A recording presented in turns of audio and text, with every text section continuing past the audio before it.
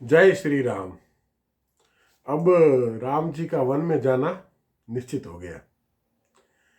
माता कई बड़ी चतुर हैं। राम से भांति भांति से इस प्रकार से बातें करती हैं कि कहीं राम वन में जाने से मना न कर दे। जब चर्चा होती है तब राम कहते हैं, राम तो राम है। माता कई की मुख मुद्रा और भावों को समझकर राम कहते हैं, तद ब्रूहि वचनम देवी राज्ञो यद अभिकांक्षितम करिष्ये प्रति जाने च रामो द्विर न भासते।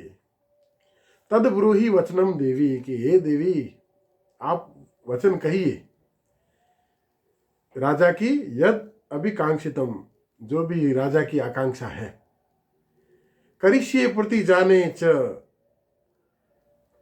उन्हें जानकर मैं अवश्य पूरा करूंगा। रामो द्विर न भासते, राम दो बात नहीं करते। रामो द्विर न भासते, हम राम के भक्त हैं तो हमारे जीवन में द्विधा नहीं होनी चाहिए, दो बात नहीं होनी चाहिए। स्पष्ट होना चाहिए जीवन और जीवन का मार्ग, जीवन का लक्ष्य और कर्तव्य।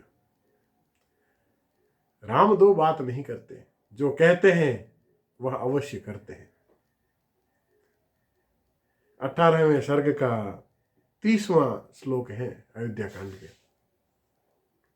रामो द्विर न भासते, तो राम जब दो बात करते नहीं हैं तो अब सारी संभावनाएं निर्मूल हो गई। राम वन में जाने को तत्पर हो गए।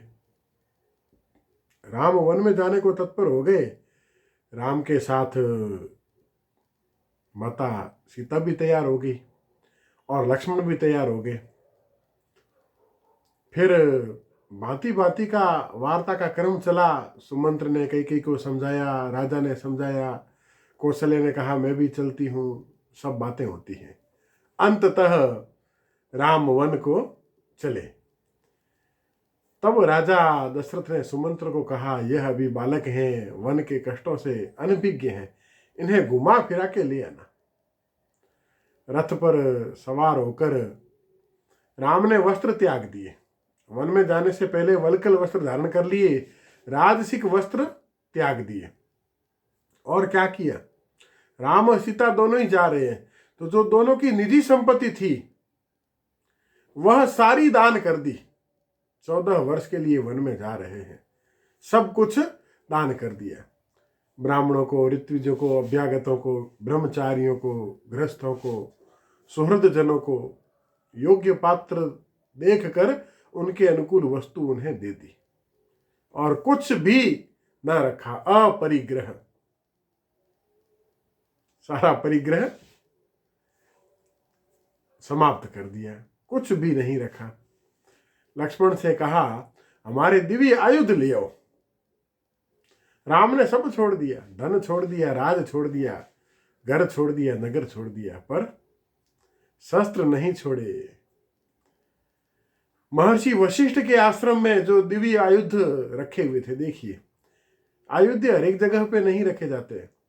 महर्षि वशिष्ठ का आश्रम अत्यंत सुरक्षित और विश्वस्त स्थान है, वहां रखे हुए हैं दिव्य आयुध।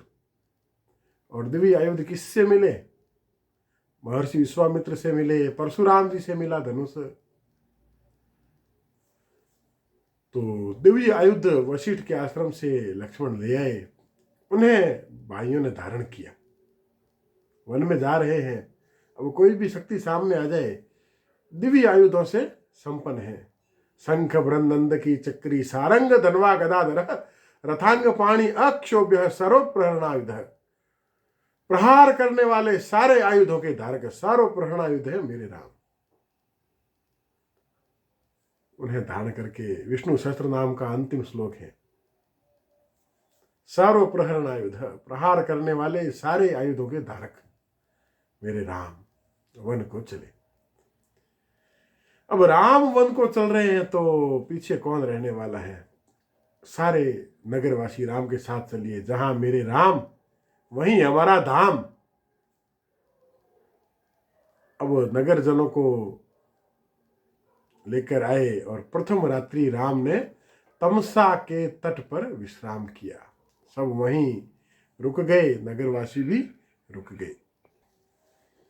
अब तमसा के तट पर रात्रि विश्राम कर रहे हैं।